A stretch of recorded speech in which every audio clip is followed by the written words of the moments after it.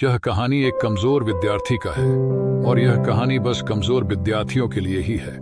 पहले प्राचीन समय में विद्यार्थी गुरुकुल में रहकर ही पढ़ा करते थे। बच्चे को शिक्षा ग्रहण करने के लिए गुरुकुल में भेजा जाता था। बच्चे गुरुकुल में गुरु के सानिध्य में आश्रम की देखभाल किया करते थे और अध्ययन भी किया करते थे। वरदराज को भी सभी की तरह गुरुकुल भेज दिया गया। वहां आश्रम में अपने साथियों के साथ घुलने मिलने लगा, लेकिन वह पढ़ने में बहुत ही कमजोर था। गुरुजी की कोई भी बात उसके बहुत कम समझ में आती थी। इस कारण सभी के बीच वह उपहास का कारण बनता है। उसके सारे साथी अगली कक्षा में चले गए, लेकिन वो आगे नहीं बढ़ पाया। गुरुजी जी ने भी आखिर हार मानकर उसे बोला, बेटा वरदराज, मैंने सारे प्रयास करके देख लिए हैं। अब यही उचित होगा कि तुम यहाँ अपना समय बर्बाद मत करो। अपने घर चले जाओ और घर वालों की काम में मदद करो। वरदराज ने भी सोचा कि शायद विद्या मेरी किस्मत में नहीं है और भारी मन से गुरुकुल से घर के लिए निकल गया। दोपहर का समय था। रास्ते में उसे प्यास लगने लगी। इधर उधर देखने पर उसने पाया कि थोड़ी दूर पर ही कुछ महिलाएं कुएं से पानी भर रही थी। वह कुएं के पास गया। वहां पत्थरों पर रस्सी के आने जाने से निशान बने हुए थे।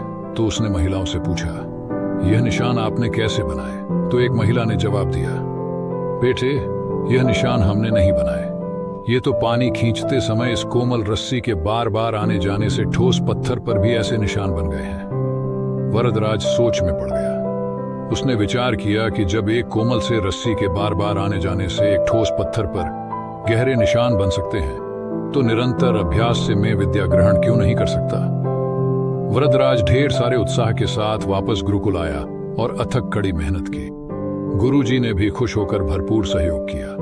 कुछ ही सालों बाद यही मंदबुद्धि बालक वरदराज आगे चलकर संस्कृत व्याकरण का महान विद्वान बना, जिसने लघु सिद्धांत कौमुदी, मध्य सिद्धांत कौमुदी, सार सिद्धांत कौमुदी, गीर्वाणपद मंजरी की रचना की। शिक्षा, मोरल। दोस्तों, अभ्यास की शक्ति का तो कहना ही क्या है।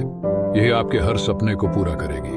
अभ्यास बहुत जरूरी है, चाहे वो खेल में हो या पढ़ाई में या किसी और चीज में। बिना अभ्यास के आप सफल नहीं हो सकते हो। अगर आप बिना अभ्यास के केवल किस्मत के भरोसे बैठे रहोगे, तो आखिर में आपको पछतावे के सिवा और कुछ हाथ नहीं लगेगा। इसलिए अभ्यास के साथ धैर्य, परिश्रम और लगन रखकर आप अपनी मंजिल को पाने के लिए जुट जाएं।